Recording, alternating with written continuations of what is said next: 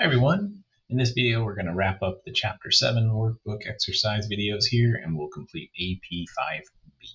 So with this problem, we're going to take a look at, I like this problem because it's a little more of a realistic perspective on how you will see these differences show up on a bank reconciliation as you're doing the bank reconciliation process. Where, in the previous problems, it just told us what there were differences. But here we've got an actual ledger and we've got a bank statement with withdrawals, deposits, debits, credits, balances, all this stuff. So this is more realistic to how a bank reconciliation, you'd be doing it and looking at the source documents essentially. So yeah, let's get started.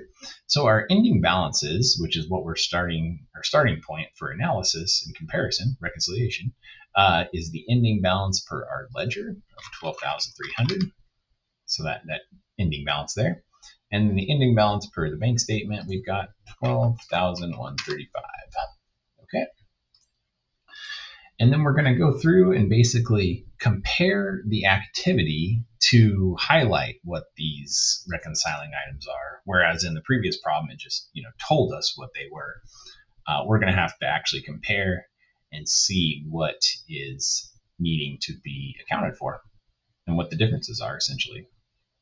Okay, so we can see, and remember when we see a check that is a credit to our cash account, that's going to be payments out. And so here we'll show, let's check and see whether all of our checks, the question I guess becomes, do we have any outstanding checks essentially, right? Do we have any checks that we issued? And I guess another important thing is to look at the beginning balance just to make sure there's no reconciling items carrying over from the last month and they agree. So there's nothing previously we'd have to account for. So all of the differences in these numbers is within the activity that we're looking at here. So here we can see check 401 has cleared on, it's recorded on the books, and it also cleared the bank. So that's good. Check 900, which was a deposit, you can see it here, or sorry, check 220. So that shows up on both sides there. So that's not a difference. Check number 403 is here. Yep, we see that and we see that. Be careful because there's two payments here. And it looks like one of those is going to be a reconciling item, but it's this EFT rent payment. Okay. Let's see what else. So check 404. Okay, yeah, so we issued check 404 for a payment, but it has not yet cleared the bank. So that's going to be an outstanding check.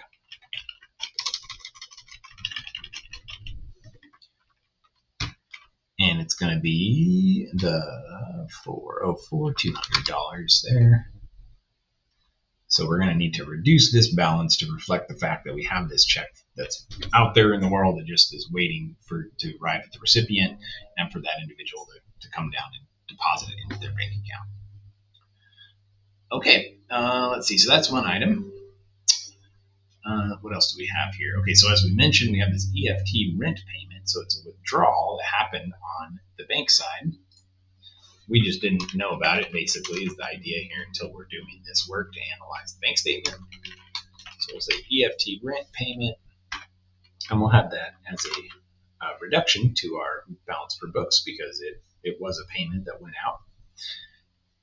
Let's see what else. We had a bank service charge. And we don't see that in our cash ledger, affecting us, which is common because we typically record those transactions when they show up when we're doing this analysis of the bank statement. Okay, let's see. What else did I see? Oh, interest. So we had, and we earned $50 of interest. So that was, deposited into our account essentially. Earned interest of $50. And let's see, what is the final? Well, I think there's one more. Let's take a look through. So I think we've looked at everything on the bank side. The only thing on the ledger that was different was our $200 there. And everything else, we accounted for that. We had the 403. 3. And let's see, we've got this $445 deposit that happened into our, was input or deposited directly, but we haven't recorded that amount yet until we look at our bank statement, essentially. So sometimes a payment could be made directly to the bank and kind of bypass, mailing the check to us. If they mailed it to us, we would have done the accounting first and then deposited it, so it would be reflecting. But let's say unrecorded check. That'll work, and we'll say it was $445. Sometimes you'll see EFT payments more commonly. That's, in these last two problems we've had EFT deposits. That basically is representing the same thing. It's just a direct payment to the bank. Okay. Cool. Okay, well, let's add up. I'm going to copy that formula and see. Yep, now we balance out. Everything is the same on both sides. This problem didn't ask us to do the journal entries.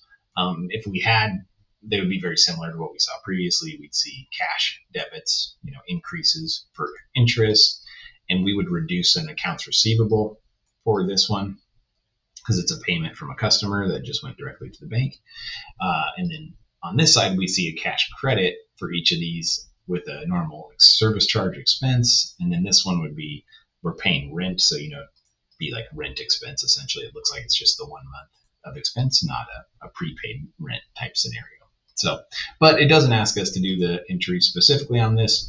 We want to kind of focus you in on just understanding the bank reconciliation process when you're actually looking at the bank statement in the ledger, as opposed to some of the other problems that you'll see where it just tells you what those differences are. Sometimes, actually doing this process, you have to go through these statements and sift through them and find what those reconciling differences are yourself, essentially. And that's what this problem represents. So, all right, with that said, that brings us to the end of our Chapter 7 workbook exercise video series.